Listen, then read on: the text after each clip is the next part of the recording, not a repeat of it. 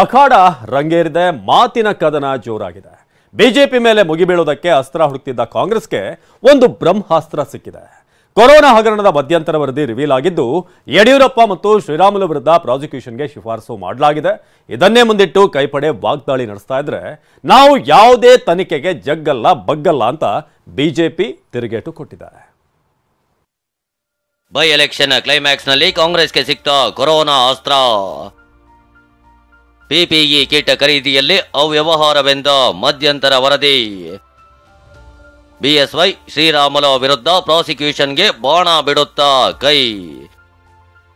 BJP ಬತ್ತಳಿಕೆಯಲ್ಲಿ ಮುಡಾಸ್ತ್ರವಿದೆ. ಇದೇ ಹೊತ್ತಲ್ಲಿ ಕಾಂಗ್ರೆಸ್ಗೆ ಕೊರೋನಾ ಅಸ್ತ್ರ ಸಿಕ್ಕಿದೆ. ಎಸ್, ಕೊರೋನಾ ಕಾಲದಲ್ಲಿ ನಡೆದಿದೆ ಎನ್ನಲಾದ ಹಗರಣವೀಗ ಮಾತಿನ ಯುದ್ಧಕ್ಕೆ ವೇದಿಕೆಯಾಗಿದೆ. ಯಾಕಂದ್ರೆ ಬಿಜೆಪಿ ವಿರುದ್ಧ ಕೊರೋನಾಸ್ತ್ರ ಹೂಡಿದ್ದ ಕಾಂಗ್ರೆಸ್ ನಿವೃತ್ತ ಹೈಕೋರ್ಟ್ ನ್ಯಾಯಮೂರ್ತಿ ಜಾನ್ ಮೈಕಲ್ ಡಿ ಕುನಾ ಅವರ ನೇತೃತ್ವದಲ್ಲಿ ಆಯೋಗ ರಚಿಸಿತ್ತು. ಇದೀಗ ಈ ಆಯೋಗ ಮಧ್ಯಂತರ ವರದಿ ನೀಡಿದೆ. ಈ ವರದಿಯಲ್ಲಿ ಮಾಜಿ ಮುಖ್ಯಮಂತ್ರಿ ಯಡಿಯೂರಪ್ಪ, ಮಾಜಿ ಆರೋಗ್ಯ ಸಚಿವ ಶ್ರೀರಾಮುಲು ವಿರುದ್ಧ ಪ್ರಾಸಿಕ್ಯೂಷನ್ಗೆ ಶಿಫಾರಸು ಮಾಡಿದೆ. ಹಾಗಾದ್ರೆ ಆಯೋಗ ನೀಡಿದ ವರದಿಯಲ್ಲಿ ಏನಿದೆ ಅಂತ ನೋಡೋದಾದ್ರೆ,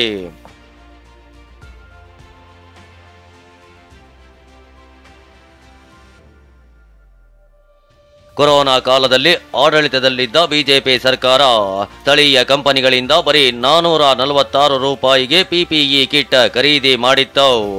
ಆದರೆ ಚೀನಾ ಕಂಪನಿಗಳಿಗೆ ಮಾತ್ರ 2117 ರೂಪಾಯಿ ಕೊಟ್ಟಿತ್ತು.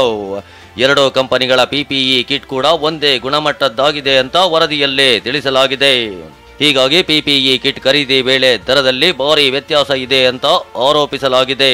ಅನಗತ್ಯವಾಗಿ ಸರ್ಕಾರ 14,21 ಲಕ್ಷವನ್ನ ಕಿಟ್ ಮಾರಾಟಗಾರರಿಗೆ ಲಾಭ ಮಾಡಿಕೊಡಲಾಗಿದೆ ಅಂತ ಆಯೋಗ ತನ್ನ ವರದಿಯಲ್ಲೇ ತಿಳಿಸಿದೆ. ಹೀಗಾಗಿಯೇ ಬಿಎಸ್ವೈ ಶ್ರೀರಾಮುಲು ವಿರುದ್ಧ ಕ್ರಿಮಿನಲ್ ಪ್ರಾಸಿಕ್ಯೂಷನ್ಗೆ ಪುನಃ ಆಯೋಗ ಶಿಫಾರಸು ಮಾಡಿದೆ. ಭ್ರಷ್ಟಾಚಾರ ನಿಗ್ರಹ ಕಾಯ್ದೆ ಅಡಿ ತನಿಖೆ ಮಾಡುವಂತೆ ಒತ್ತಿ ಹೇಳಿದೆ. ಹೀಗೆ ಮಧ್ಯಂತರ ವರದಿ ಸರ್ಕಾರದ ಕೈ ಸೇರ್ತಾಗಿದ್ದಂತೆ ಇತ್ತ ಅಖಾಡದಲ್ಲಿ ಮಾತಿನ ಜಟಾಪಟಿ ನಡೆದಿದೆ.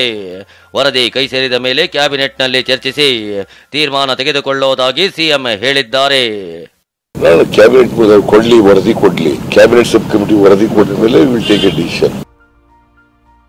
ಹೆಣಗಳನ್ನ ಹೂಳುವುದರಲ್ಲಿ ಭ್ರಷ್ಟಾಚಾರ ಎಂದ ಸಿಎಂ. ಬೆದರಿಕೆಗೆ ಜಗ್ಗಲ್ಲ ಅಂತ ಯಡಿಯೂರಪ್ಪ ಗುಡುಗು. ಖುನಾ ಆಯೋಗದ ಪ್ರಾಸಿಕ್ಯೂಷನ್ ಆದೇಶವೇ ಕಾಂಗ್ರೆಸ್ಗೆ ಬ್ರಹ್ಮಾಸ್ತ್ರ ಸಿಕ್ಕಂತಾಗಿದೆ.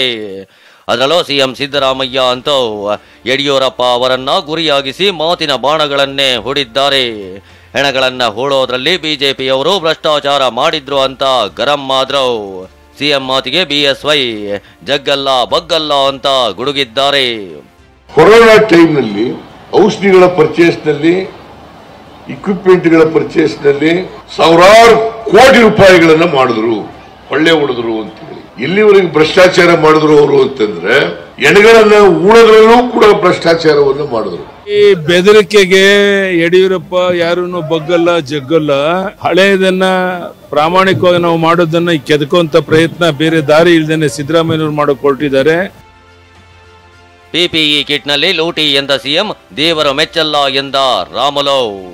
ಯಡಿಯೂರಪ್ಪ ಮುಖ್ಯಮಂತ್ರಿ ಆಗಿದ್ರು ಅವತ್ತು 2020ರಲ್ಲಿ, ಶ್ರೀರಾಮುಲು ಆರೋಗ್ಯ ಮಂತ್ರಿ ಆಗಿದ್ರು. ಇವರಿಬ್ರು ಸೇರಿ ಚೈನಾದಲ್ಲಿ ಇಲ್ಲಿ ಸಿಗ್ತಾ ಇದ್ರು ಕೂಡ ಬಿಟ್ಟುಬಿಟ್ಟು ಚೈನಾದಿಂದ ಪಿಪಿಇ ಕಿಟ್ಗಳನ್ನ ತಗೊಬಂದ್ರು. ಅದರಲ್ಲಿ ಬಹಳ ದುಡ್ಡನ್ನ ಹೊಡೆದ್ಬಿಟ್ರು. ಒಬ್ಬ ಆರೋಗ್ಯ ಮಂತ್ರಿಯಾಗಿ ಇತಿಹಾಸವನ್ನು ಸೃಷ್ಟಿ ಮಾಡಂತ ಕೆಲಸ ಮಾಡಿದ್ದೀನಿ. ಅಕಸ್ಮಿತವಾಗಿ ಇವತ್ತು ನನ್ನ ಮೇಲೆ ಪ್ರಾಸಿಕ್ಯೂಷನ್ ಹೋಗಿದನೋ, ದೇವರು ಕೂಡ ಮೆಚ್ಚಲ್ಲ ಇವ್ರನ್ನ. ಆ ರೀತಿ ಇವತ್ತು ಒಂದು ದೊಡ್ಡ ಷಡ್ಯಂತ್ರಕ್ಕೆ, ಸೇಡಿನ ರಾಜಕಾರಣಿಗೆ ಹೊಸ ನಾಂದಿ ನಾಡಂತ ಕೆಲಸ ಮಾಡಿದ್ದಾರೆ. ನಾನೆಲ್ಲಪ್ಪ ವರದಿ ಮಾಡಿರೋದು, ಯಾರು ವರದಿ ಮಾಡಿರೋರು? ಕಮಿಷನ್. ಇವ್ರಿಗೆ ನ್ಯಾಯಾಲಯದ ಬಗ್ಗೆ, ಕಾನೂನುಗಳ ಬಗ್ಗೆ ಗೌರವ ಇಲ್ಲದೆ ಹಣ ರಿಕವರಿ ಮಾಡಬೇಕೆಂದ ದಿನೇಶ್, ಕಳ್ಳ ಲೆಕ್ಕವೆಂದ ಅಶೋಕ್ ಟಾಂಗ್. ಅನೇಕ ಕಂಪನಿಗಳಿಂದ ನೀವು ಹಣವನ್ನು ವಾಪಸ್ ರಿಕವರ್ ಮಾಡಬೇಕು. ನೂರಾರು ಕೋಟಿ ರೂಪಾಯಿ ಅಷ್ಟು ಹಣವನ್ನು ನೀವು ರಿಕವರ್ ಮಾಡಬೇಕು. ಯಾಕಂದ್ರೆ ಹೆಚ್ಚಿನ ಬೆಲೆಗೆ ತಗೊಂಡಿದ್ದಾರೆ, ಸಮಯ ಮೀರಿ ಕೊಟ್ಟಿದ್ದಾರೆ. ಅದೇ ಕಳ್ಳಕ್ಕ ಬರಿತಾ ಇದಾರೆ ಎಲ್ಲ. ಅದೇ ಕಳ್ಳಕ್ಕ ಅದೆಲ್ಲ ಇವರೇ ಹಾಕೊಂಡು ಇವರೇ ರಿಕವರಿ. ಅವನ ಕಾರ್ ತಗೊಂಬಿಟ್ಟಿದ್ನಲ್ಲ, ಇವರೇ ತಗೊಳೋದು ಕಾರ್ನ, ಆ ದುಡ್ಡನ್ನ ಇದಕ್ಕೆ ಹಾಕೋಣದು. ಒಟ್ಟಿನಲ್ಲಿ ಅವ್ರು ಯಾರೋ ಲಾಯರ್ ಹೇಳ್ಕೊಟ್ಟಿದ್ದಾರೆ, ನೀವು ಹಿಂಗೆಲ್ಲ ಮಾಡ್ಬಿಡಿ, ಆ ಕೇಸ್ನ ನಾವು ಕ್ಲೋಸ್ ಮಾಡ್ತೀರಿ ಅಂತ. ಅದಕ್ಕೆ ಏನೋ ಮಾಡ್ತಾ ಇದ್ದಾರೆ ಅಷ್ಟೇ. ಯಾವ ರಿಕವರಿನೂ ಆಗಿಲ್ಲ. ಪ್ರಿಯಾಂಕರ್ಗೆ ವಿಜಯೇಂದ್ರ ರಾಜೀನಾಮೆ ಕೊಡಬೇಕು ಅಂದ್ರು, ಆದ್ರೆ ಇದಕ್ಕೆ ಹೆದರಿ ಓಡಿ ಹೋಗಲ್ಲ ಅಂತ ವಿಜಯೇಂದ್ರ ಟಾಂಗ್ ಕೊಟ್ಟಿದ್ದಾರೆ.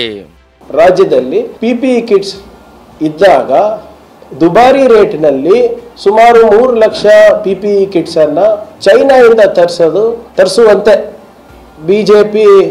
ಅಂದಿನ ಬಿಜೆಪಿ ಮುಖ್ಯಮಂತ್ರಿಗಳಾದ ಯಡಿಯೂರಪ್ಪ ಅವರು, ಅಂದಿನ ಆರೋಗ್ಯ ಸಚಿವರಾದಂಥ ಶ್ರೀರಾಮುಲು ಅವರು ಮಾಡಿದ್ದಾರೆ ಅಂದ್ಬಿಟ್ಟು ಆ ವರದಿನಲ್ಲಿ ಕಂಡು ಬರುತ್ತೆ. ಭಾರತೀಯ ಜನತಾ ಪಾರ್ಟಿ ಆಗಲಿ ಯಡಿಯೂರಪ್ಪನವರಾಗ್ಲಿ ಈ ರೀತಿ ತನಿಖಾ ವರದಿಗಳಿಂದ ಎದುರೋಡೋಗ್ತಕ್ಕಂಥ ಪ್ರಶ್ನೆ ಇಲ್ಲ. ಹಿಂದೆ ಅನೇಕ ಬಾರಿ ಈ ರೀತಿ ಷಡ್ಯಂತ್ರಗಳು ಯಡಿಯೂರಪ್ಪನವರ ವಿರುದ್ಧ ನಡೆದಿದೆ. ಇನ್ನು ವಿರೋಧ ಪಕ್ಷಗಳಲ್ಲಿ ಭಯದ ವಾತಾವರಣ ನಿರ್ಮಾಣಕ್ಕೆ ಕಾಂಗ್ರೆಸ್ ಯತ್ನಿಸುತ್ತಿದೆ ಅಂತ ಕುಮಾರಸ್ವಾಮಿ ಗುಡುಗಿದ್ರೆ, ಇಷ್ಟು ದಿನ ಅಡ್ಜಸ್ಟ್ಮೆಂಟ್ ಇತ್ತ ಅಂತ ಯತ್ನಾಳ್ ಪ್ರಶ್ನಿಸಿದ್ದಾರೆ. ಇದಕ್ಕೆಲ್ಲ ಜಗ್ಗಲ್ಲ ಅಂತ ಜೋಶಿ ಹೇಳಿದ್ದಾರೆ. ನೀವೇನ ಕೇಸ್ ಹಾಕ್ರಿ, ಇದರಿಂದ ಏನು ಭಾರತೀಯ ಜನತಾ ಪಾರ್ಟಿ ಆಯ್ತು, ಸನ್ಮಾನ್ಯ ಯಡಿಯೂರಪ್ಪನವರಾತು, ನಿಮ್ಮ ಕಾಂಗ್ರೆಸ್ ಕಾಲದಲ್ಲೇ ಯಡಿಯೂರಪ್ಪನವ್ರನ್ನ ಶಿಕಾರಿಪುರದಲ್ಲಿ ಕೊಲೆ ಮಾಡುವ ಪ್ರಯತ್ನ ಆಗಿ ಯಾವಾಗ 30-40 ವರ್ಷದ ಹಿಂದೆ ಕಾಂಗ್ರೆಸ್ ಸರ್ಕಾರನೇ ಇತ್ತು.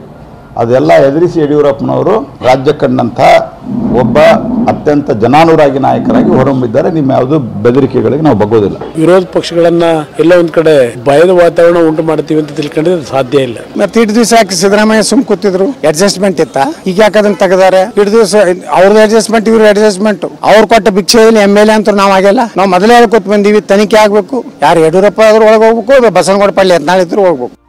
ಅದೇನೇ ಹೇಳಿ, ಉಪಚುನಾವಣೆ ಸಮರದ ಹೊಸ್ತಿಲಲ್ಲಿ ಕೋವಿಡ್ ಕದನ ಒಮ್ಮೆಲೆ ಸ್ಫೋಟವಾಗಿದ್ದು ನಾಯಕರ ಮಾತಿನ ಕಾಳಗ ಎಲ್ಲೇ ಮೀರಿದೆ. Bureau report, TV9.